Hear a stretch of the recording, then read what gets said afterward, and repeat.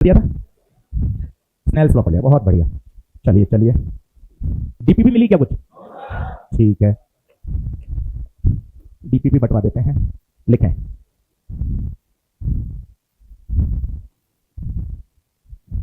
जल्दी से एक बार स्नेल लॉ लिखेंगे, वापस लिखें। अभी अपन को क्या करना है, 10-15 दिन सिस्टम के साथ सामंजस्य बैठाना है। फिजिक्स कैसे पढ़ी जाती है, डीपीपी कैसे की जाती है, मॉड्यूल कैसे सॉल्व करना है, नोट्स कैसे बनाने हैं, चीज़ों को कैसे समझना है ना। तो 10 दिन, 8 दिन, 12 दिन आप एक बार सेट हो जाए, नोट्स कैसे लिखने होते हैं, स्पीड कैसे बढ़ानी है, जब मैं लिख रहा हूँ तब आपको साथ साथ लिखना है। 10 दिन 12 दिन सेट हो जाएंगे, हॉस्टल में भी खाना पीना मैथ सब सेट हो जाएगी। फिर आपको धीरे धीरे अपनी स्पीड को क्या करना है, बढ़ाना पड़ेगा। ये बात तय रखिए, स्पीड तो आपको ग्रेजुअली बढ़ानी पड़ेगी, क्योंकि सिलेबस है बहुत सारा और 8 महीने में अपन को पूरा सिलेबस खत्म करना है। सही बात है, तो थोड़ा सा ध्यान रखिए। अभी 7 दिन 10 दिन एक बफर है। बफर पीरियड का मतलब होता है आप एक बार अपने साथ हमारे साथ क्या हो जाओ, एडजस्ट हो जाओ, धीरे धीरे धीरे धीरे फिर पढ़ाई को क्या करेंगे, बढ़ाएंगे। कई बच्चों की आज पहली क्लास है क्या? कितने लोगों की पहली क्लास है? अच्छा, इतने लोगों की आज पहली क्लास है। घबराइएगा मत, आज ऑप्टिक्स का दूसरा लेक्चर है, परेशान मत होइए। जो पहले लेक्चर में आए थे उनको भी कुछ समझ में नहीं आया था, है ना। तो ऐसा अपन को टेंशन नहीं लेनी, कभी ऐसे परेशानी नहीं होना लाइफ में, चाहे हमारा आज दूसरा लेक्चर हमारा क्या होगा, ऐसा कोई टेंशन नहीं है। जिन्होंने पहले लेक्चर से पढ़ रहे हैं उनको भी कुछ समझ में नहीं आया था, इसलिए अपन को परेशान होने की कभी जरूरत नहीं है। चलिए हेड डालिए, स्नेल्स लॉ। स्नेल लॉ क्या है वो देखिए। ऑनलाइन वाले सभी बच्चों को गुड मॉर्निंग। चले देखें, ऊपर μ1 है, नीचे μ2। लाइट आई, इसका नाम क्या है, इंसिडेंट रे। नीचे गई रिफ्रैक्टेड रे। फटाफट फोटो बनाएं। ऊपर एंगल अल्फा, नीचे एंगल बीटा। अपन को एंगल रखने की जरूरत नहीं है, पेन चलाते जाइए, देखिए मत, पेन चलाओगे तो समझ में आएगा। सारे एंगल हमेशा कहां से नापे जाते हैं, नॉर्मल से। सारे एंगल कहां से नापे जाते हैं, नॉर्मल से। लिखने का तरीका क्या है, ऊपर का म्यू, ऊपर का एंगल, नीचे का म्यू, नीचे का। इतना अपन को शानदार आना चाहिए। आज का पूरा दिन केवल स्नेल लॉ से ही काम चल जाएगा। ऑनलाइन वाले बच्चे अगर आवाज ऑडियो वीडियो सब क्लियर है, बोर्ड अच्छा दिखाई दे रहा होगा, डिजिटल बोर्ड, एक बार थम्स अप करके बताएं। मेरा नाम आशीष गुप्ता है, फिजिक्स पढ़ाता हूं मैं। बहुत बढ़िया, धमाधम थम्स अप आ रहे हैं, बहुत बढ़िया, बहुत शानदार। चलिए क्वेश्चन शुरू कर रहे हैं भाई, बढ़ूं आगे बढ़ूं, बीच बीच में कॉन्सेप्ट सीखेंगे, क्वेश्चन करेंगे। दिमाग में बैठा लीजिए, फिजिक्स पढ़ने का अंदाज केमिस्ट्री बायो जैसा नहीं है। ये रोज आपको समझाएंगे, यहाँ सुंदर सुंदर नोट्स काम नहीं करते। आपको बार बार कॉपी पढ़ने से कुछ नहीं होगा। क्वेश्चन लगाइए, क्वेश्चन मन में ये करिए, घर जाके 10 मिनट में कॉपी पढ़ी, मॉड्यूल किया, डीपीपी करी, रिवीजन किया, पुराने कोई नोट्स पढ़े हो वो भी पढ़ें। आपने जहां पढ़ाई करी है भाई अच्छी करिए, ऐसी कोई नहीं आपको लगता है कि हमने ये किया वो किया, कुछ भी नहीं। जहां भी आपने पढ़ाई की है बढ़िया पढ़ाया आपको, कोई टेंशन मत लीजिए। वो आपके नोट्स हो, आपके मॉड्यूल हो, साथ साथ वो भी आप सॉल्व कर सकते हैं, किसी बच्चे को मना नहीं है। ऐसा बेकार स्टेटमेंट है केवल सर्वम का मटेरियल करना है, नहीं भाई, कहीं से भी आ सकता है पेपर। तो ऐसा ये कोई अपना ब्लॉक मत करिए, केवल हमारा ही मॉड्यूल करना है, हमारी डीपीपी करनी, नहीं। पहले ये करिए, ये प्राइमरी है, क्योंकि इसी का डिस्कशन होगा क्लास में, इसी का होमवर्क मिलेगा, तो सर्वप्रथम ये करना है। इसके बाद आप ओपन हो, पुराने आपके पास कोई मटेरियल है, इंस्टीट्यूट का कोई नोट्स है आपके पास, पढ़िए ना, फायदा ही होगा, नुकसान तो 1 रुपए का भी नहीं है। क्या बात समझ रहे हैं? और ये दिमाग में बैठाइए, फिजिक्स बोले तो प्रैक्टिस, बिना न्यूमेरिकल करे काम नहीं होगा। हो सकता है आपने कम कर रहे हो, पढ़ाई कम करी हो, कोई टेंशन मत लीजिए, हम सब सिखा देंगे। पर आप ये सोचिए, अगर मैं पेन नहीं घिसूंगा तो मेरा काम नहीं बनेगा, ये तो क्लियर है। आप किसी से पूछ लीजिए, आपके बड़े भाई बहन हो, डॉक्टरी कर रहे हो, इंजीनियरिंग कर रहे हो, घर में कोई बीएससी एमएससी करे हुए हो, उनसे पूछ लीजिए। फिजिक्स का स्वभाव यही है, बोले तो प्रैक्टिस। इस बात को समझें, पेन नहीं चलाएंगे तो काम बनेगा नहीं। इस बात को दिमाग में बैठा लेंगे तो बहुत ज्यादा अच्छे से हम पढ़ पाएंगे। नोट्स ही पढ़ते रहेंगे बार बार बार बार। केमिस्ट्री बायो का स्वभाव अलग है, फिजिक्स का स्वभाव अलग है। क्लियर है बात? चलिए एक क्वेश्चन लिखेंगे, ये 2 बार पेपर में आया हुआ है। A ray travels from vacuum to medium and incident at an angle of 60 degree if the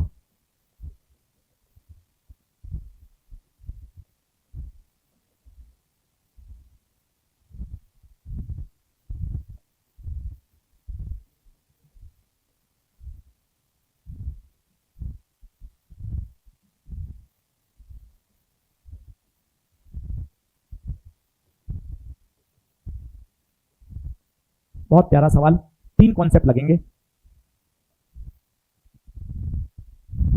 question लिख लीजिए।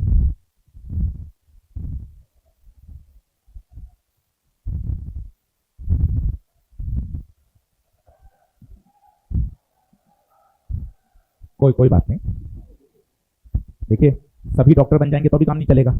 डॉक्टर के साथ नर्सिंग स्टाफ, कंपाउंडर, है ना। आप भी सोचो, आप कंपाउंडर डॉक्टर, सभी डॉक्टर बन जाएंगे तो फिर स्टिच लगाने वाला भी चाहिए, पट्टी बांधने वाला भी चाहिए। तो बाहर सब चिल्ला रहे हैं, आपके सपोर्टिंग स्टाफ है सब, है ना। तो आप बिल्कुल परेशान मत होइए, आपको उल्टा खुश होना चाहिए। ऐसे लोगों की संख्या भी बढ़नी चाहिए। सभी डॉक्टर बनने की दिक्कत कितनी है आप सोचो ना, पूरे हॉस्पिटल में केवल डॉक्टर ही हैं। आप घंटी बजा रहे हो तो कोई आ नहीं रहा है ना, कोई नर्सिंग स्टाफ नहीं है, कोई कंपाउंडर नहीं है, बड़ी दिक्कत हो जाएगी। तो पूरे समाज में व्यवस्था बैठाने के लिए सभी तरह के लोग चाहिए होते हैं। अगर सभी पढ़ लिख के बहुत अच्छा कर लेंगे तो अभी मामला गड़बड़ हो जाएगा। बैलेंसिंग बहुत जरूरी है, इसलिए ये सभी चिल्ला रहे हैं, ये सब आपके अस्पताल के सहयोगी स्टाफ हैं, इनको भी आपको साथ रखना जरूरी है। तो इन्हें मना नहीं करें, हम इनको कभी मना नहीं करते, इनको कहते हैं आराम से रिलैक्स रहो, सबका हो जाएगा तो भी बहुत बड़ी समस्या है। चलिए अब क्वेश्चन देखें अच्छे तरीके से। क्वेश्चन क्या कह रहा है, a ray travels from vacuum to medium and the incident at an angle of 60। अब चित्र बनाइएगा, मजा आएगा। ये बाउंड्री, ये बताइए क्या है, नॉर्मल रे आई, ये इंसिडेंट रे कितने पर आई, 60। अब भाई ने एक नई बात कही है, रिफ्लेक्टेड एंड रिफ्रैक्टेड। भाई दो काम हो रहे हैं, दो काम हो रहे हैं। क्या हो रहा है गुरुजी, समझ में नहीं आ रहा। एक तो हो रहा है रिफ्लेक्ट और एक हो रहा है बेटा जी रिफ्रैक्ट। हर बार दोनों होते हैं, जब प्रश्न में कहेगा तभी हमें बात करनी है। हर बार दोनों हो रहे हैं, रिफ्लेक्ट भी हो रहा है, रिफ्रैक्ट भी हो रहा है, और दोनों आपस में कितने डिग्री पर हैं, 90। अभी क्वेश्चन सॉल्व नहीं किया, अभी तो केवल डायग्राम बनाया है। रे आई, दो प्रोसेस हुए, रिफ्लेक्ट और रिफ्रैक्ट, और ये दोनों आपस में कैसे हैं, परपेंडिकुलर। अब आपसे पूछा गया है, ऊपर तो वैक्यूम है, नीचे मीडियम है, मीडियम का म्यू बताइए, मीडियम का म्यू बताइए। अब देखें, तीन कॉन्सेप्ट लगेंगे, तीन। अब तीन में से आपका कौन सा गायब है वो गिनिएगा आराम से। पहला बोल रहा हूं, पहला 60 डिग्री पर आओगे तो 60 डिग्री पे जाओगे, 10वीं class, law of reflection, angle i बराबर एंगल आर, जितने एंगल पर इंसिडेंट होगी उतने एंगल पर रिफ्लेक्ट होगी, 10वीं कक्षा, लॉ ऑफ रिफ्लेक्शन, 60 डिग्री। अगला देखना मजा आएगा, माना ये कितना है, आर। अब देखना मैं क्या कहने वाला हूं, स्ट्रेट लाइन पर बनने वाले सभी एंगल का सम, देखो कौन कौन सा बन रहा है, 60, 90, ये पूरा, इन सब का सम 180। कौन सी स्ट्रेट लाइन है, मैंने पर्पल कलर से डार्क करके दिखाई आपको। स्ट्रेट लाइन पर बनने वाले सभी एंगल का सम कौन कौन से बन रहे हैं बताइए, 60, 90, आर बराबर ये कितना, 150, आर 180 माइनस 150, बताइए आर कितना, देख लें। अब तीसरा concept, Snell law. Snell law लगाने का अंदाज, ऊपर का म्यू, ऊपर का एंगल, नीचे का म्यू, नीचे का एंगल, ऊपर का म्यू 1, ऊपर का एंगल साइन 60, नीचे का म्यू, म्यू नीचे का एंगल आर, और आर कितना, 30, आर की जगह 30। बहुत ही प्यारा सवाल, 2 से 3 बार पेपर में आया है, बिल्कुल बेसिक, अभी कुछ पढ़ाया ही नहीं है, केवल स्नेल लॉ बताया है। और आप देखो 3 कॉन्सेप्ट लग रहे हैं, आप तीनों को एक बार बोल लोगे तो मजा आ जाएगा। पहला बोल लीजिए, एंगल आई बराबर एंगल आर, जितने एंगल पर आएंगे उतने एंगल पे जाएंगे। दूसरा, स्ट्रेट लाइन पर बनने वाले सभी एंगल का सम 180 डिग्री। और तीसरा, स्नेल्स, तसल्ली से देख लीजिए।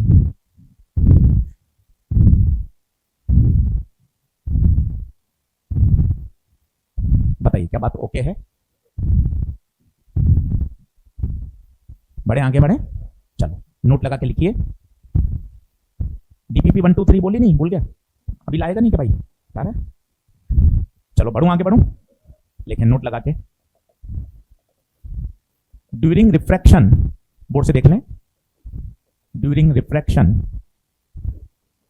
frequency of the light does not change because frequency is a property of source. दूसरा point, colors are characterized by frequency. Since frequency does not change, therefore during refraction colors also does not change. And the third one is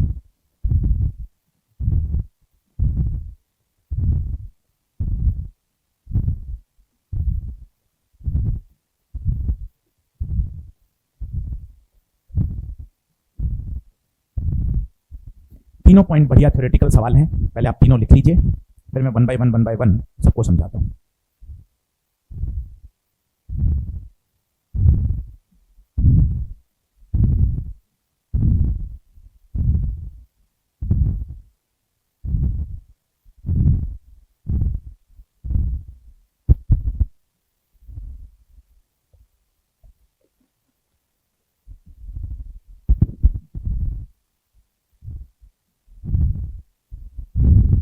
पीछे जो girls बैठी हैं, आप लोग आगे आगे बैठे हैं, है ना, 1 2 3 4 तो ये है, यहाँ भी 3 रोज आपके पास है, फर्स्ट सेकंड थर्ड, ठीक है, कल से आप आगे बैठना सभी। चलिए अब ये बात ध्यान से सुनिएगा, पहले आप लिख लें। अब जैसे मैं बोल रहा हूँ या अपन कस्टमर केयर पे बात करते हैं, जैसे ही हेलो सुनते हैं आप, आपके मन में चेहरे पे खुशी आ जाती है कि लड़की बोल रही है ना आपने उसको कभी देखा, ना आपने उसका नाम जानते हो, पर हेलो सुनते ही आपको आनंद आ जाता है। कारण क्या है, हम सुनकर ही पहचान लेते हैं कि मेल वॉइस है या फीमेल वॉइस। ये प्रकृति ने ऐसा बनाया है कि जो मेल वॉइस होती है उसकी आवाज भारी होती है, फीमेल वॉइस की आवाज पतली होती है। ये सब सिलेबस में हमारे हाई पिच और लो पिच, ये पिच कहलाता है, बोले तो फ्रीक्वेंसी। आप सुन के पता लगा लेते हो पापा बोल रहे हैं या मम्मी की आवाज है, बहन की आवाज है, आप डिस्टिंग्विश भी कर लेते हो। डिस्टिंग्विश करने का फैक्टर अलग है, वो है क्वालिटी, वेव फॉर्म।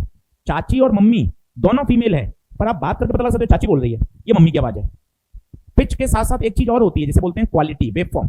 जैसे मैं अभी गाना गाऊं तो ना अभी आप 2 मिनट में भाग जाओगे, सर इतनी फटी हुई आवाज सर है, आप अभी तुरंत भाग जाओगे, सर ऐसी कैसी कराई, आप तो फिजिक्स पढ़ा लो, ये गाने वाले काम मत करो। पर अरिजीत सिंह आपको गाना सुनाए तो आपको मजा आ जाएगा। और भाई इतने इमोशनल गाने, मतलब अगर ब्रेकअप नहीं हुआ तो भी फीलिंग खिला देता है भाई, है? मतलब ऐसे ऐसे गाने हैं कि आप सुनकर आप लोग जो हाँ यार मेरा भी ब्रेकअप हो चुका है भाई, इतना इमोशनल कर देता है। मतलब आप देखो, अरिजीत सिंह मेल वॉइस है, मेरी भी मेल वॉइस है, पर आप मेरी आवाज सुनना पसंद नहीं कर रहे। कारण है फ्रीक्वेंसी। हर सोर्स की फ्रीक्वेंसी क्या होती है, अलग अलग। मेरे मुंह से जो आवाज निकल गई, जो बोले तो साउंड वेव्स, इन साउंड वेव्स की क्या एक फ्रीक्वेंसी है। आप इनको पानी में ले जाओ, आप इनको ऑयल में ले जाओ, आप इसको ग्लिसरीन में ले जाओ, ये फ्रीक्वेंसी चेंज नहीं होगी, बिकॉज ये फ्रीक्वेंसी, ये वेव कहां से निकली है, मेरे गले से। इनका सोर्स कौन है, मैं। आप बोल रहे हो तो आपका सोर्स कौन है, आपका गला। और आपके मुंह से जो आवाज निकल गई उसकी क्या है, फ्रीक्वेंसी। उन साउंड वेव्स को आप पानी में ले जाओ, ग्लास में ले जाओ, किसी दूसरे मीडियम में ले जाओ, वो चेंज नहीं होगी। यही पहला पॉइंट लिखा हुआ, ध्यान से देखिए, ध्यान से पढ़िए।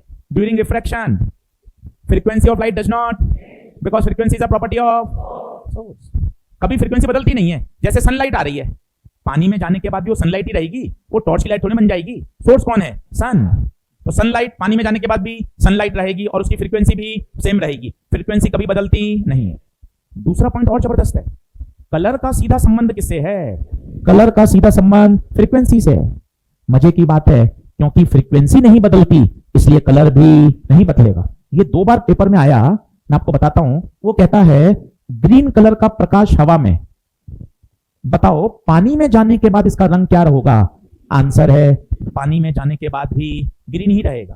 कारण बताइए, क्योंकि फ्रीक्वेंसी नहीं बदली और कलर का संबंध किससे है। कितना बढ़िया लिखा है, देखिए, colour are characterised by since frequency does not change, इसलिए कलर भी बदलेंगे।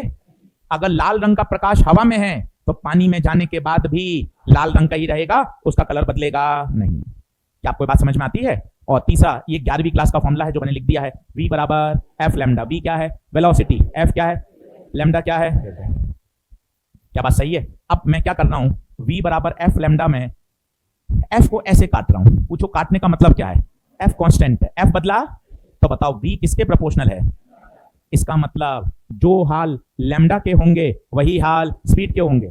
अगर पानी में जाने के बाद स्पीड कम हो जाती है तो लैम्डा को भी कम होना पड़ेगा, क्योंकि ये दोनों क्या हैं, डायरेक्टली प्रोपोर्शनल। सर एफ को काटा क्यों है, गलत लिख दिया क्या आपने ना, गलत नहीं लिखा। इसे क्या बोलते हैं, क्या है, कांस्टेंट। तो v is directly proportional to lambda. Directly proportional मतलब जो हाल स्पीड के होंगे वही हाल वेवलेंथ के होंगे। अगर स्पीड बढ़ेगी तो वेवलेंथ भी बढ़ेगी, अगर स्पीड घटेगी तो।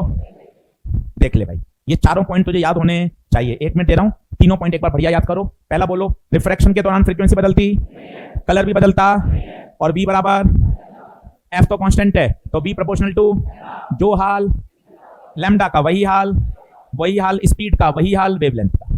क्या बात ओके है। कुछ क्वेश्चंस करके देखें। एक पुराना फॉर्मूला भी लिख लें, यहाँ रिवीजन हो जाएगा। म्यू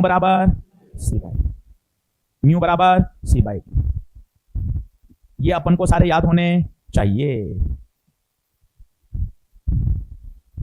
बोले क्या बात ओके है। चलिए कुछ बेसिक मैथ आपको सिखाता हूं, क्योंकि ये बहुत जरूरी है। 2 महीने 3 महीने खूब सीखिए। ये डर बैठा हुआ है और इस डर की वजह से अपनी फिजिक्स गड़बड़ होती है। इसको बहुत अच्छा सीखें। जैसे क्या क्या आपको याद आना चाहिए वो देखिए। जैसे कन्वर्जन, अब एक बार सीख लें, हमेशा याद रखें। जैसे millimetre, centimetre, micrometre, nanometre, angstrom, picometre, है ना, ये सब आने चाहिए। बार बार मत परेशान होइए, एक बार समय लगा के कन्वर्ट कर लीजिए। Millimetre 10⁻³ centimetre -2, micro -6, nano -9, angstrom -10, pico 10⁻, fermi -15। ये साल भर काम आएंगे। क्या लापरवाही से हमारा सवाल गलत हो जाता है? फिजिक्स पूरी आ रही है, फॉर्मूले सब आ रहे हैं, कन्वर्जन याद नहीं है, तो इसको एक बार ऐसा बढ़िया 5-5 बार लिख के याद कर लो। एनएम का मतलब क्या है? Nanometre, nanometre, picometre. एफएम का मतलब फर्मी, फेम्टोमीटर। बाकी आप सभी जानते हैं मिलीमीटर। माइक्रो, ये माइक्रोमीटर है। ये सब कन्वर्जन हमेशा चलते फिरते याद रहने चाहिए, इनका रिवीजन नहीं चाहिए। ये तो ऑलवेज, हाँ सर याद है सर, ये सब ऐसा ही सिस्टम है। जितना याद होगा उतना मजे आएंगे।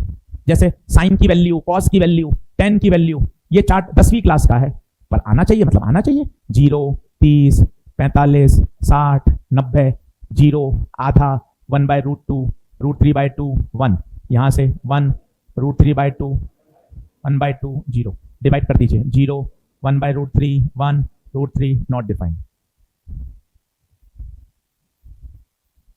ये सब बेटा इनके बिना काम चलेगा नहीं।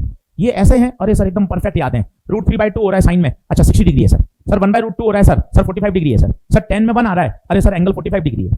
इतना बढ़िया याद होगा ना, आपकी स्पीड बढ़ेगी, आपकी स्पीड बढ़ेगी। tan थीटा क्या होता है?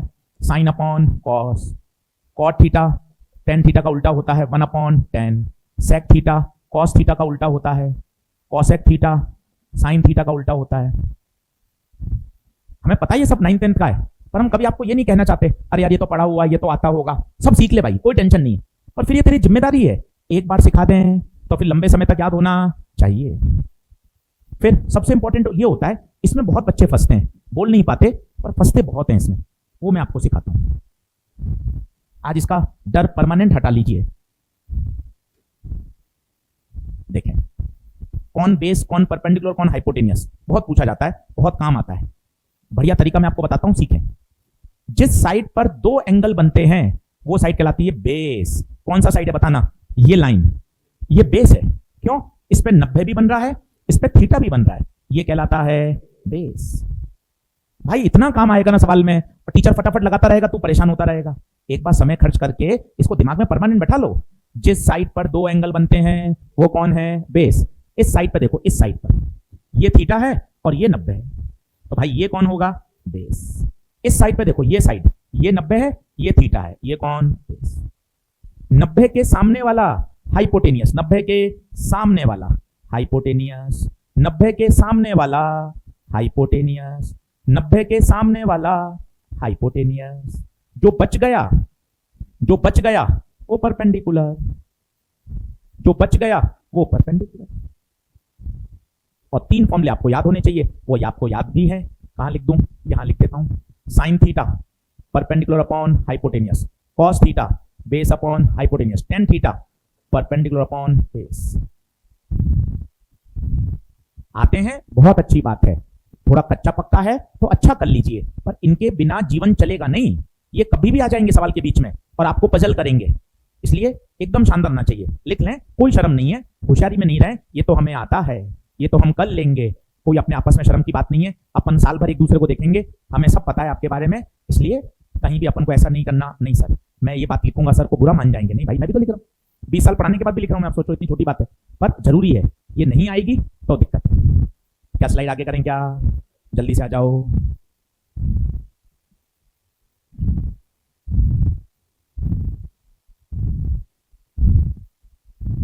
बढ़े आगे, जल्दी आओ।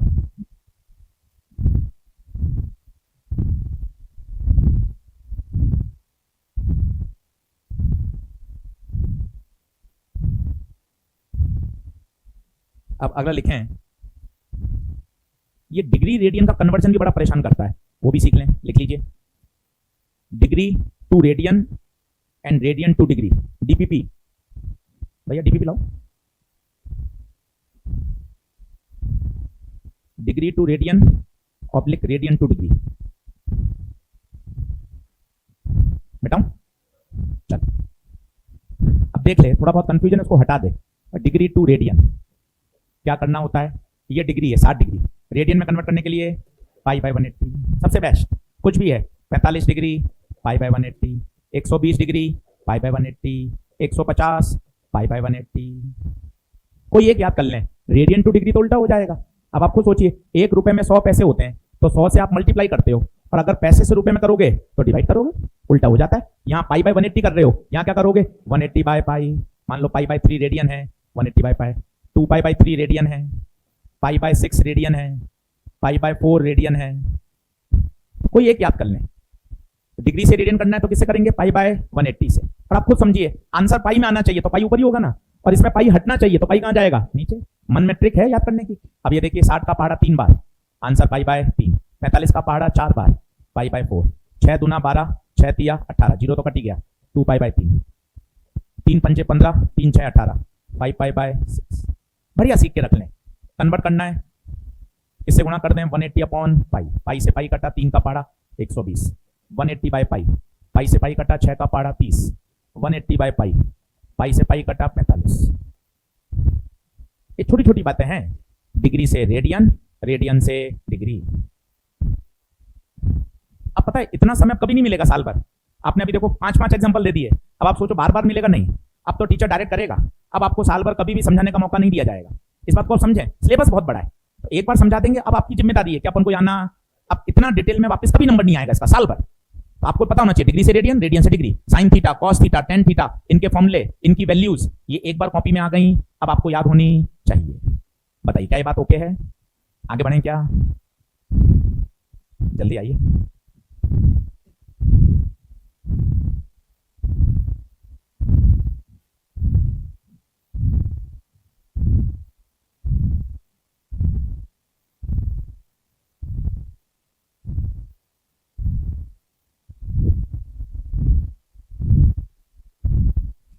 हाँ भाई, ऑनलाइन वाले बच्चों ने लिख लिया तो थम्स अप कर दो। लिखना है, लेट के पढ़ाई नहीं करनी, ध्यान रखना, साथ साथ नोट्स बनाने हैं, नोट्स बनाओगे तभी काम चलेगा। चलिए अगला कॉन्सेप्ट लिखते हैं। इफ अ लाइट रे is travelling along the normal, then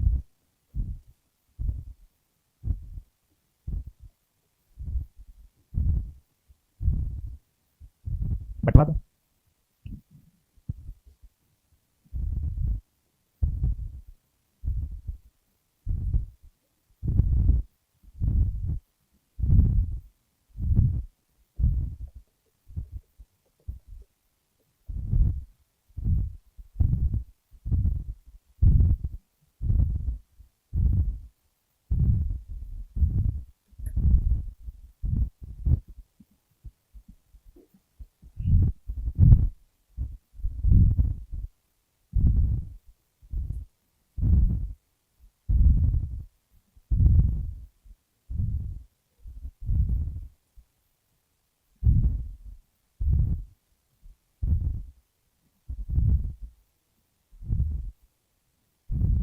प्रश्न ये है, अगर लाइट नॉर्मल के अलोंग आएगी, बिल्कुल नॉर्मल से चिपक के आ रही है, अब बताओ कैसी जाएगी, सीधी जाएगी, लेफ्ट मुड़ेगी, राइट मुड़ेगी, कहां जाएगी? यही क्वेश्चन है, अगर लाइट नॉर्मल के अलोंग आएगी तो क्या होगा।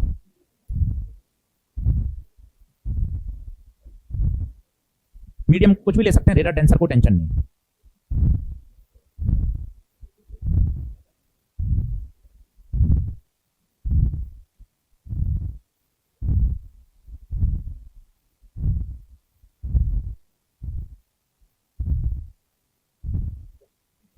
सीधी निकल जाएगी,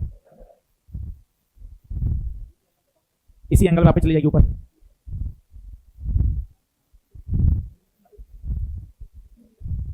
रिफ्रैक्शन होगा या नहीं होगा? सीधी निकल जाएगी तो रिफ्लेक्शन होगा या नहीं? देखो इनको नहीं मिली, जिसको नहीं मिली एक बार खड़ा हो जाए भाई। डीपीपी नंबर 1 2 3, गर्ल्स में बॉयज में, एक बार तसल्ली से देख लें। 4 5 6 भी आ गई होगी, 4 वो भी मंगवा दो। एक डीपीपी फोल्डर खरीद लें, 15-20 रुपए का ट्रांसपेरेंट फोल्डर आता है, ताकि ये सब उसमें मेंटेन रहेगी, नहीं तो क्या फटफटा जाएंगी सब, ये साल भर मिलती रहेंगी।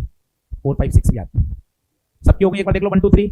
काउंटर पे परेशान नहीं करें, किसको चाहिए दूसरी दे दो उसको।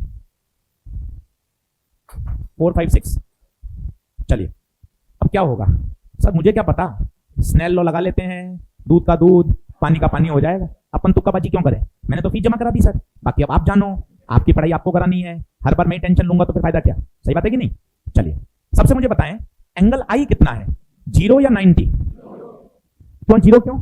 नॉर्मल के अलोंग आ रहे हैं, नॉर्मल के अलोंग आएंगे, इसका मतलब एंगल 0 डिग्री है, क्योंकि एंगल नापा किससे जाता है, नॉर्मल से ही चिपक के आ रहे हो, तो एंगल कितना डिग्री हुआ, 0। अब स्नेल लॉ लगा लेते हैं, होगा जो देखा जाएगा, चिल्लाइए। ऊपर का म्यू, ऊपर का एंगल, नीचे का म्यू, नीचे का एंगल, देख लें, ऊपर का म्यू, ऊपर का एंगल, नीचे का म्यू, नीचे का एंगल, साइन 0 0, म्यू 1 को 0 से करेंगे।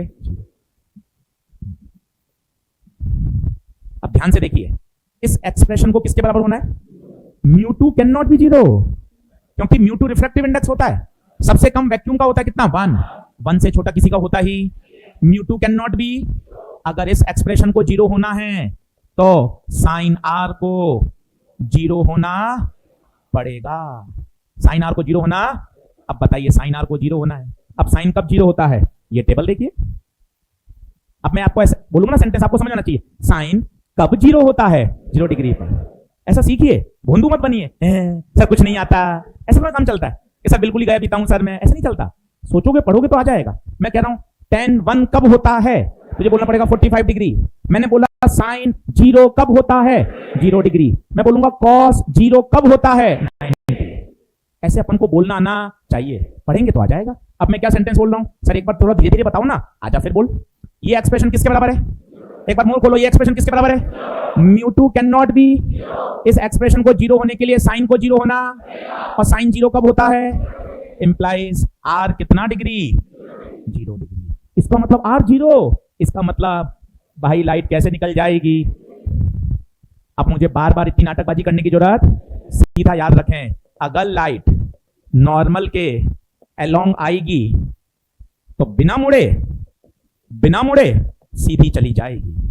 बार बार मुझे इतना प्रैक्टिस करने की आवश्यकता नहीं है। अच्छा क्या रिफ्रैक्शन हुआ, हाँ गुरुजी स्नेल लॉ से ही तो आंसर आया है, रिफ्रैक्शन हुआ है।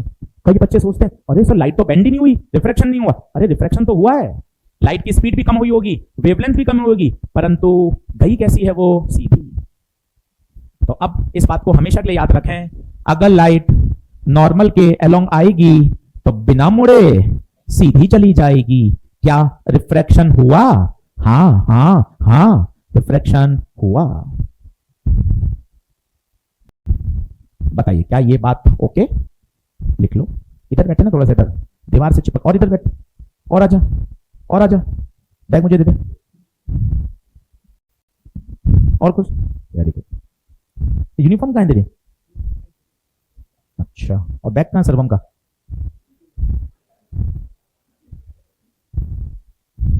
चलिए क्या ये बात ओके।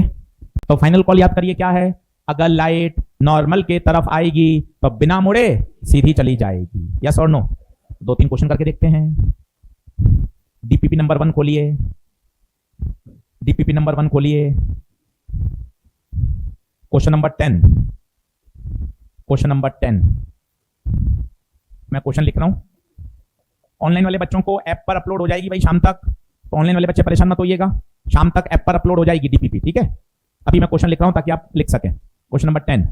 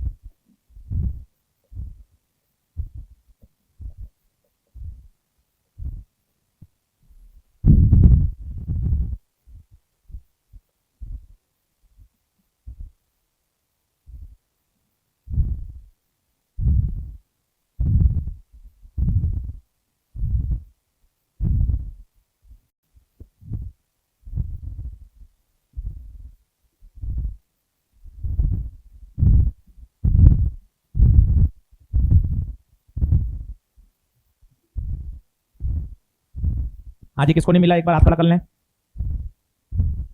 देखो प्रतीक भैया, ये डीपीपी नंबर 456 है। इन सबको संभाल के रख लीजिएगा फोल्डर में बनाकर।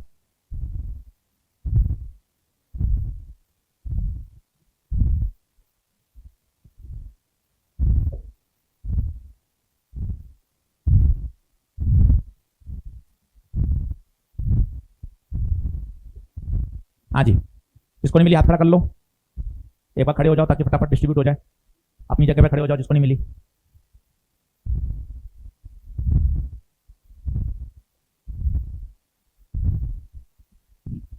गर्ल्स में मिल गई सभी को। 7, 8, 9 भी होगी ताकि बैच फ्री हो जाएगा पूरा। और आज की डेट डाल देना, रे ऑप्टिक्स 1 to 9 डिस्ट्रीब्यूटेड। चलिए देखें, चलो अब लोग समझना क्या है, फिर अगला सवाल आपको खुद करना है। ये स्लैब है, स्लैब की थिकनेस कितनी, टी। लाइट कैसी आई, लाइट इंसिडेंट नॉर्मली स्लैब के, नॉर्मली बोले तो 90 डिग्री। अब सबसे पहले नॉर्मल खींचिए, सबसे पहले बाउंड्री खींचिए, तब आपका डर हटेगा। सर बाउंड्री क्या होता है सर? अरे बाउंड्री मतलब जो दो मीडियम को क्या करता है, सेपरेट।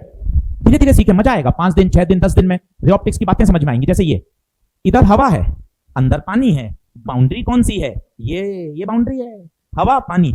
अगर ऐसा हो जाता तो अब बताइए बाउंड्री, ऊपर हवा है नीचे पानी है, तो ये क्या है, बाउंड्री। थोड़ा बातों को सीखिए। बाउंड्री क्या होता है, जो दो मीडियम को क्या करता है, सेपरेट करता है, उसे हम क्या बोलते हैं, बाउंड्री। अब बताइए गुप्ता सर बाउंड्री कौन सी होगी, गुप्ता सर बाउंड्री ये है। नॉर्मल कौन सा होगा, बाउंड्री के 90 डिग्री पे टक टक टक टक टक। अरे भाई लाइट नॉर्मल के एलोंग आ रही है, कैसे जाएगी, बिना मुड़े सीधी चली जाएगी। कंसेप्ट से समझें धीरे धीरे। सबसे पहले गुप्ता सर आपने क्या किया, बाउंड्री बनाई। बाउंड्री बाहर हवा, अंदर ग्लास। फिर आपने क्या बनाया, नॉर्मल बनाया। फिर आपने बोला अरे भाई ये लाइट नॉर्मल के अलोंग आ रही है, नॉर्मल के अलोंग आएगी तो बिना मुड़े सीधी चली जाएगी, सीधी चली गई। अब आपसे पूछा क्या है, आपसे पूछा है टाइम। तो मैंने कैसे सोचा, सोचना सीखिए। मैंने आपको कहा अभी 8 दिन 10 दिन मैं आपको फिजिक्स पढ़ना सिखा रहा हूं, मैं सॉल्यूशन नहीं छाप रहा गूगल वाले। सोचना, टाइम पूछा, फिर टाइम का मैंने फॉर्मूला सोचा, टाइम बराबर डिस्टेंस अपॉन स्पीड। फिर मैं सोचा मुझे क्या क्या चाहिए, डिस्टेंस चाहिए और स्पीड चाहिए। डिस्टेंस खुद बताओ इसने स्लैब के अंदर कितना चला, टी, तो डिस्टेंस आ गया टी। मैं थोड़ा सा खुश हो गया, डिस्टेंस आ गया। अब मुझे स्पीड चाहिए, क्या ग्लास में भी स्पीड वही रहती है क्या, नहीं। बेसिक बोलो, वैक्यूम में लाइट की स्पीड सबसे ज्यादा होती है, ग्लास में जाने का उसकी स्पीड बदल जाएगी। फॉर्मूला म्यू बराबर, मुझे ग्लास में चाहिए वी, तो बताइए वी म्यू वहां जाएगा सी बाय म्यू। थोड़ा इन वाक्यों को बोलिए, फिजिक्स बोलेंगे तो मजा आएगा। जब लाइट वैक्यूम में चलती है तब उसकी स्पीड सी होती है, मीडियम में जाने के बाद, पानी में जाने के बाद, ग्लास में जाने के बाद उसकी स्पीड बदल जाती है। कितनी हो गई, सी बाय म्यू। मेरे पास स्पीड भी आ गई, मेरी खुशी का ठिकाना नहीं रहा। ये देखिए डबल हंसी, डिस्टेंस भी आ गया, स्पीड भी आ गया। अब मुझे क्या चाहिए, टाइम। टाइम बराबर distance t, speed c by mu. कहां जाएगा घूम के, mu t by C.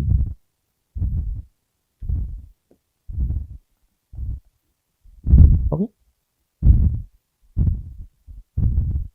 Approach समझिए, आप सॉल्यूशन मत छापिए, अप्रोच लाइए, अप्रोच। अच्छा टाइम चाहिए था, डिस्टेंस लाओ, स्पीड लाओ, डिस्टेंस आ गई, स्पीड आ गई, तो क्या आ जाएगा, टाइम आ जाएगा।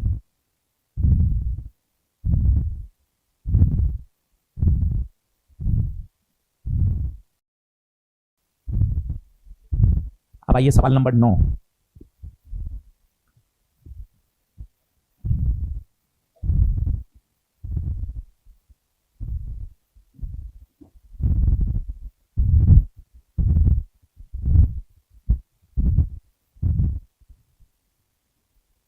अब आइए सवाल नंबर 9, खुद करिए।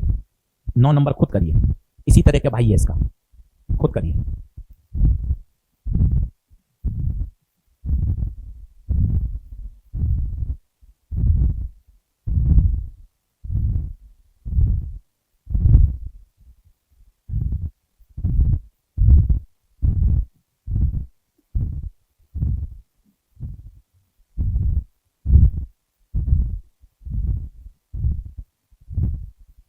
बढ़े आगे। सेम सवाल है, इसी का भाई है वो, बिल्कुल सेम सवाल, बस आपको वैल्यू सही रखनी आनी चाहिए, इसी का भाई है। 9th देखिए, अब सर इसमें कुछ नहीं दे रखा, अगर कुछ नहीं दे रखा तो हम ये मान के चलेंगे लाइट कैसी आ रही है, नॉर्मली। अगर किसी एंगल पे आती तो लिख के देता, कुछ नहीं दे रखा, इसका मतलब लाइट कैसे आ रही है, नॉर्मली। और बोलिए अगर नॉर्मल के अलोंग आएगी तो बिना मुड़े सीधी चली जाएगी, बोल लीजिए, बोलने में कोई नुकसान नहीं है। अगर लाइट नॉर्मल के अलोंग आएगी बिना मुड़े सीधी चली जाएगी, जितना बोलेंगे फिजिक्स धीरे धीरे दिमाग चलने लग जाता है। अब देखिए थिकनेस कितनी दे रखी है, 4 mm। अब बताइए 4 mm मिलीमीटर में काम नहीं करना, किससे गुणा करेंगे, 10⁻³ थिकनेस आ गई, डिस्टेंस आ गई। स्पीड कैसे निकालें, स्पीड कैसे निकालें, आइए म्यू बराबर क्या होता है, c/v, म्यू बराबर क्या होता है, c/v। और बताइए फिर वो सेंटेंस बोलिए, वैक्यूम में लाइट की स्पीड सबसे ज्यादा होती है, किसी भी मीडियम में जाने पर उसकी स्पीड कम हो जाती है, जिसको म्यू बराबर c/v से निकाला जाता है। ऐसा बोलना सीखें, जितना बोलेंगे ना उतना धीरे धीरे आपकी कनेक्टिविटी बनेगी, आप इमेजिन कर पाओगे वैक्यूम में लाइट की स्पीड सबसे ज्यादा होती है, किसी मीडियम में जाने पर उसकी स्पीड कम हो जाती है। अब बताइए म्यू कितना दे रखा है, म्यू कितना दे रखा है, 3, c 3 × 10⁸, तो v कितना 10⁸ मीटर पर सेकंड, ये v आ गया, ये मेरे पास डिस्टेंस आ गई, ये मेरे पास स्पीड आ गई। काम करने का तरीका सीखिए, धीरे धीरे धीरे धीरे सब चीजें सीख जाएंगे। जब आपके 50-60 सवाल बन जाएंगे ना तब आपको कॉन्फिडेंस आएगा। अभी आपको 50 सवाल तक सीखना है कि कैसे कैसे आगे प्रोसेस करना है। अब मुझे क्या पूछा है बताइए, टाइम, तो टाइम बराबर डिस्टेंस अपॉन स्पीड। डिस्टेंस बताइए, डिस्टेंस 4 × 10⁻⁻3, स्पीड बताइए 8 ऊपर जाएगा तो -8।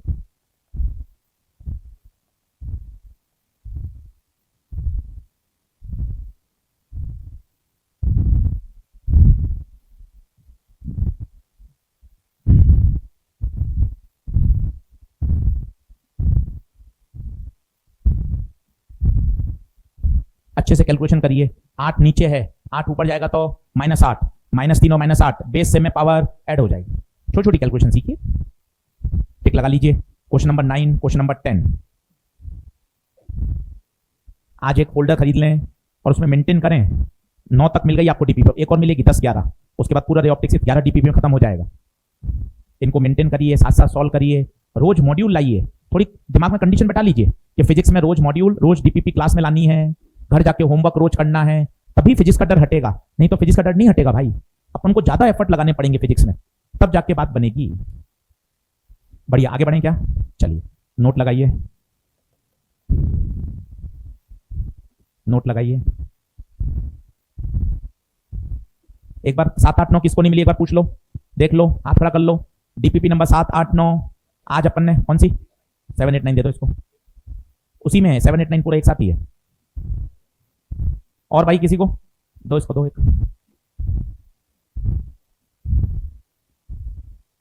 और देख लें। 3 आपको मिले हैं, पहले में 1, 2, 3 एक साथ हैं, फिर 4, 5, 6 एक साथ हैं, फिर 7, 8, 9। तो आज आपको 9 डिस्ट्रीब्यूट हो गई हैं, वहां एंट्री हो जाएगी कि भाई आज अपन को 1 से 9 डिस्ट्रीब्यूट कर दिए, ठीक है। चलिए अब नोट लगाइए, अगर light travels from rare to denser, if light travels from rarer to denser, then what would happen? Comment, speed का क्या होगा, वेवलेंथ का क्या होगा, कलर का क्या होगा, फ्रीक्वेंसी का क्या होगा।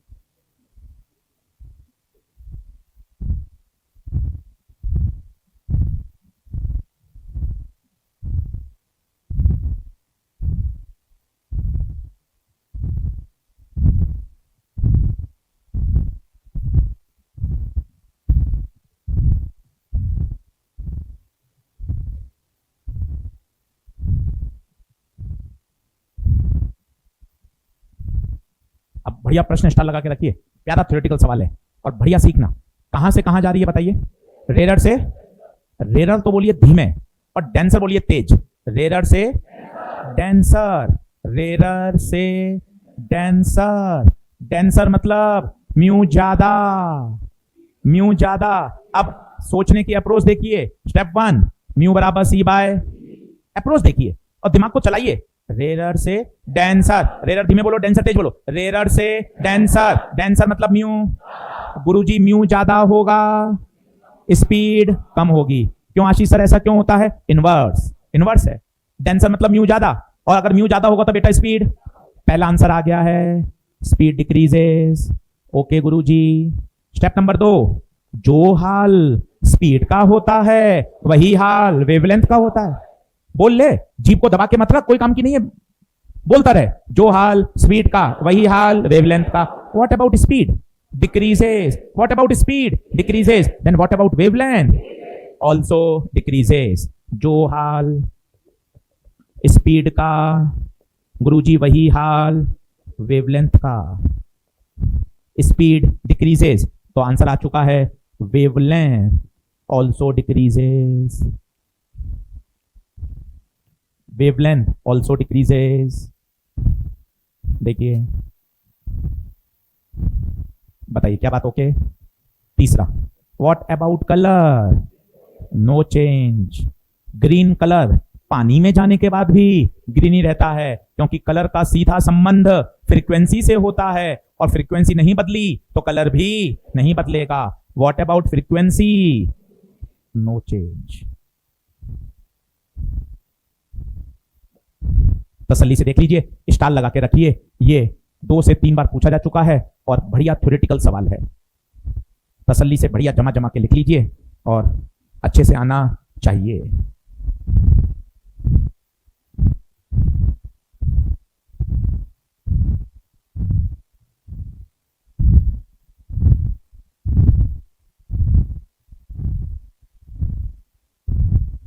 बताइए, बढ़ूं क्या आगे?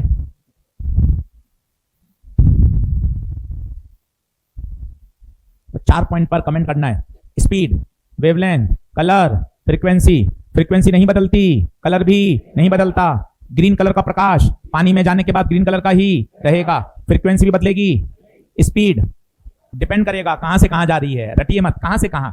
रेरर से डेंसर, डेंसर तेज बोलिए। रेरर से डेंसर मतलब म्यू, और अगर म्यू ज्यादा है तो स्पीड। जो हाल स्पीड का होगा वही हाल। क्या बात ओके है? चलिए अब 5 मिनट लीजिए। डीपीपी नंबर 1, पहला, दूसरा, तीसरा, 3 सवाल आपको ट्राई करने हैं। कॉपी में ही करिएगा, अपने क्लास नोट्स में डीपीपी नंबर 1 डाला, 3 सवाल, 5 से 6 मिनट आपके। सवाल पढ़िए, सोचिए, कॉपी में करिए, कॉपी में ही। डीपीपी नंबर 1 डालिए, कॉपी में करिए।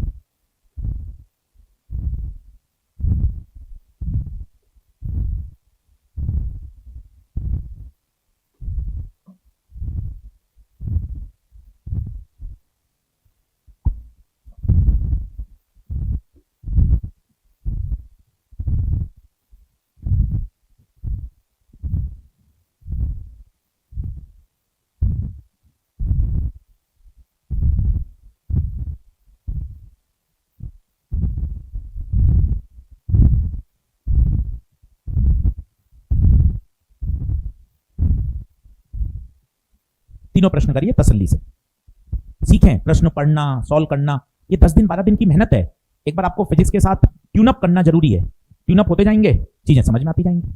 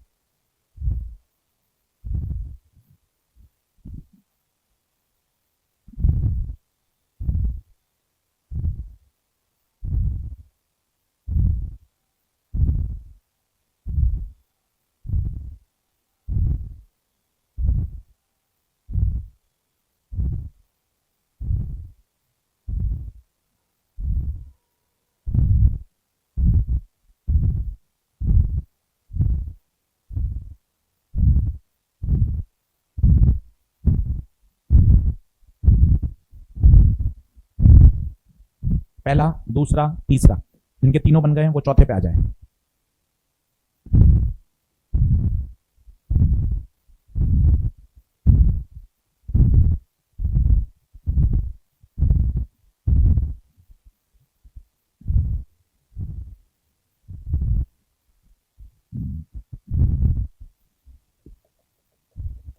ऑनलाइन वाले बच्चों के लिए आज डीपीपी 1 से लेकर 9 तक ऐप पर अपलोड हो जाएगी, ठीक है। ऑनलाइन वाले बच्चों के लिए डीपीपी नंबर 1 to 9 आज आपके ऐप पर दिखने लग जाएगी। ऑफलाइन में डिस्ट्रीब्यूट कर दी है।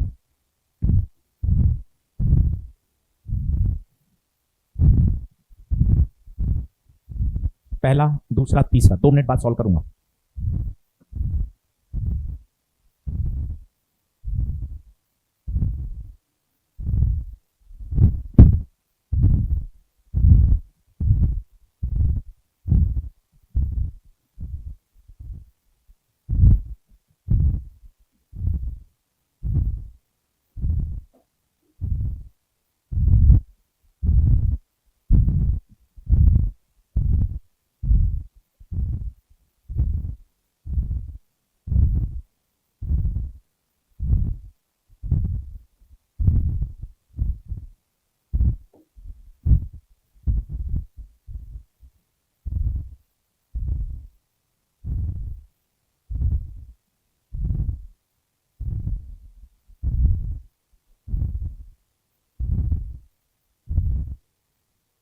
करें, चलिए पहला पहला हो गया होगा। कहां से कहां जा रहे हैं बताइए? रेडर से, फिर वही बात, रेडर धीमे बोलें डेंसर, तो रेडर से डेंसर, डेंसर का मतलब म्यू ज्यादा तो स्पीड, जो हाल स्पीड के वही हाल, तो स्पीड भी कम, वेवलेंथ भी कम।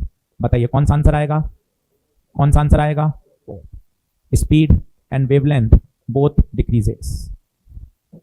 दूसरा सवाल बहुत अच्छा है, भाई ने ऐसे ही माहौल बना रखा है, पानी का लैम्डा, पानी के अंदर वेवलेंथ, ऐसे माहौल बना रखा है, कोई काम का नहीं, खामखा माहौल बना रखा है ताकि बच्चा कंफ्यूज हो। सॉल्व भी नहीं करना, जो रंग हवा में होगा वही रंग पानी में होगा। बड़ा बड़ा दिमाग में बैठा लीजिए। रिफ्रैक्शन के दौरान फ्रीक्वेंसी बदलती नहीं है, रिफ्रैक्शन के दौरान कलर भी नहीं बदलता। हवा में बताइए कौन सा रंग है? हवा में रेड, पानी में भी। ये वेवलेंथ, रिफ्रैक्टिव इंडेक्स कोई काम के खामखा दे रखे हैं। तो क्वेश्चन नंबर 2, अगर एयर में रेड है तो मीडियम में जाने के बाद भी रेड ही रहेगा।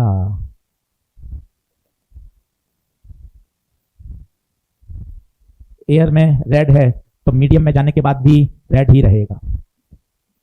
तीसरा सवाल काम का है, कैलकुलेशन सीखनी है। देखिए लॉ याद करना बहुत आसान है, बायो-सवार्ट लॉ, गॉस लॉ, पर इन पे क्वेश्चंस और उनकी कैलकुलेशन ये भी तो सीखनी है भाई। कैलकुलेशन से भागने से कुछ भी नहीं होगा। अब वो क्या कह रहा है? डायग्राम बनाइए। लाइट कितने एंगल पे आ रही है बताइए? 60 पर। गई कितने पर? 45। ये देखिए डायग्राम बनाना सीखिए। लाइट आई 60 पर, गई कितने पर? 45 पर। ऊपर का म्यू 1.5, नीचे का फाइंड करना। डायग्राम बनाइए। बिना डायग्राम बनाए आप क्वेश्चन को कनेक्ट नहीं कर पाओगे। कोशिश करें कि हम 100 सवालों के डायग्राम बनाएं, काटा कूटा करें, कोई टेंशन वाली बात नहीं है। अब बताइए स्नेल लॉ, ऊपर का म्यू, ऊपर का एंगल, नीचे का म्यू, नीचे का एंगल। स्नेल लॉ, ऊपर का म्यू, ऊपर का एंगल, नीचे का म्यू, नीचे का एंगल। अब साइन 60 √3/2, साइन 45 1/2। अब बड़े बच्चे बनो, ये 2 और ये √2, तो यहां क्या बचेगा? और नहीं आता तो एक बार सीख लो, 2 को लिख सकते हैं √2 into √2, कोई शर्म नहीं है। 5 को लिख सकते हैं √5 into √5, 7 को √7 into √7। एक बार सीख लीजिए। इस 2 को क्या लिखा मैंने? √2 into √2। अब ये √2 कैंसिल, धीरे धीरे ऐसे सीख जाते हैं। अब अगली बार आप ये नहीं करेंगे, अगली बार सीधा रखेंगे, ये 2 है, ये √2, तो यहां क्या बचेगा? √2। एक बार ये सब चीजें निकाल लें अपने हाथ से, 5-5 बार, 10-10 बार, वो दिमाग में फिट हो जाएंगी। फिर इन कैलकुलेशन से आप घबराओगे नहीं। सर इसके बाद में कैसे करूं? अभी मैं घबरा वहां रहा हूं, मैं बताता हूं तुझे। √3 बोल, 1.732 √2 बोल। अब आएगा मजा, ध्यान से देख मजे कैसे आएंगे। अगर ये 1.5 होता, अगर ये, तो ये पूरा कट जाता, तो आंसर आ जाता 1.732। पर आशीष सर ये 1.5 नहीं है, 1.5 से थोड़ा सा कम है, और कम से भाग दोगे तो आंसर बड़ा आएगा। 1.732 से बड़ा एक ही ऑप्शन है, 1.8। मोबाइल से नहीं करना है भाई, मल्टीप्लाई डिवाइड नहीं करना है, सीखना है। और ये किताबों में नहीं मिलेगा, ये तो 100 150 200 सवाल कर करके दिमाग चलने लगेगा। सर वापस बताओ, धीरे धीरे वापस सुन। अगर ये 1.5 होता, ऊपर भी 1.5 कैंसिल हो जाता, आंसर आ जाता। पर ये गुरुजी 1.5 नहीं है, 1.5 से थोड़ा सा कम है, कम से भाग दोगे तो आंसर 1.732 से ज्यादा आएगा। ज्यादा एक ही ऑप्शन है, 1.84। बताइए, ये कैलकुलेशन सीखनी पड़ेगी। इनसे भाग के करोगे क्या? आपको स्नेल लॉ बहुत अच्छा आता है, पर करोगे क्या स्नेल लॉ का? अगर कैलकुलेशन नहीं सीखोगे तो स्नेल लॉ बेकार है। तो मुझे फिजिक्स भी सीखनी है, मुझे कैलकुलेशन भी सीखनी है, तब जाके वो नंबर में कन्वर्ट होगा। अब आइए चौथे सवाल पर। चौथे को लिखिए, एनसीईआरटी का क्वेश्चन है, कोने में लिख लीजिए। चौथा सवाल एनसीईआरटी का प्रश्न है। चौथे सवाल के पास लिख लीजिए एनसीईआरटी।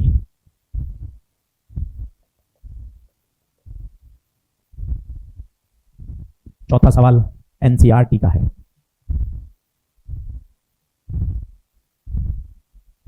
देखें क्या कह रहा है। एयर ग्लास, लाइट आई 60 पे, गई 45 पे। अब आप कहोगे सर इसमें करूं क्या? सब चीज तो मुझे पता है। नहीं भाई, ग्लास का तुझे रटा हुआ काम में नहीं लेना। अगर तू ग्लास का भी रख देगा फिर निकालेगा क्या? एंगल दोनों पता है, म्यू दोनों पता है, फिर करेगा क्या? तो ये चाहता है एनसीईआरटी वाला कि आप ग्लास का रटा हुआ काम में मत लो। पहले डायग्राम से क्या निकालो? ग्लास का रिफ्रैक्टिव इंडेक्स। दूसरे डायग्राम से क्या निकालो? वाटर का रिफ्रैक्टिव इंडेक्स। और तीसरे डायग्राम में उन दोनों की वैल्यू को सब्स्टिट्यूट करो और वो जो ऊपर का एंगल क्वेश्चन मार्क है वो निकाल लो। मैं अपनी बात को फिर बोलता हूं, ये डायग्राम में आपको रटा हुआ ग्लास का रिफ्रैक्टिव इंडेक्स काम में नहीं लेना। बोलो क्या लिखोगे स्नेल लॉ? बताओ। नीचे का म्यू, नीचे का एंगल, ऊपर का म्यू, ऊपर का एंगल। Sign 60 √3/2, sign 45 1/। अब देख फिर आ गई, बता ये रूट दो, क्या रूट दो बचेगा? तो म्यू ग्लास √3/√2। पहले डायग्राम से क्या निकल कर आया? ग्लास का। दूसरे डायग्राम से किसका निकल के आएगा? वाटर का। और इन दोनों को उठा के किस में रखोगे? थर्ड में। होमवर्क है, वो दिमाग लगाना पड़ेगा, नहीं तो फिर डायग्राम क्यों देता वो? इस डायग्राम का देने का कारण क्या है? अगर मैं ग्लास का ही रख दूंगा तो फिर सॉल्व क्या करूंगा? तो पहला डायग्राम उसने क्यों दिया? ताकि वो आपसे ग्लास निकलवा पाए। दूसरे डायग्राम को क्यों दिया? ताकि वाटर का निकलवा पाए। और तीसरा क्यों दिया? ताकि वो एंगल निकाल पाए। सही बात है। तो आज का होमवर्क लिखें डीपीपी नंबर 1 पूरी। आज का होमवर्क लिखें डीपीपी नंबर 1 पूरी, 1 से लेकर 10 तक। अगले टर्न पर मॉड्यूल जरूर लेकर आए, डीपीपी रोज लेकर आए। धीरे धीरे अपना सेटअप बनाएं, 8 दिन 10 दिन 12 दिन में एकदम बढ़िया सेटअप बन जाए। टाइम टेबल भी आपको समझ में आ रहा होगा। सर आप आए थे मंडे को, अब आए आज आप वेडनेसडे को, अब आपकी अगली क्लास, इसे बोलते हैं MWF, मंडे वेडनेसडे फ्राइडे। इन दिन टीचर सेम आएंगे। फिर है TTS, ट्यूसडे थर्सडे सैटरडे, इन दिन टीचर सेम आएंगे। धीरे धीरे आपको याद होता जाएगा टाइम टेबल। MWF में टीचर सेम, TTS में टीचर सेम। क्लासेस 4 भी लगेंगी। अभी छोटे हैं ना हम, अभी अभी एडमिशन लिया तो 3-3 लग रही हैं, 10 दिन बाद 4-4 लगेंगी। सही है।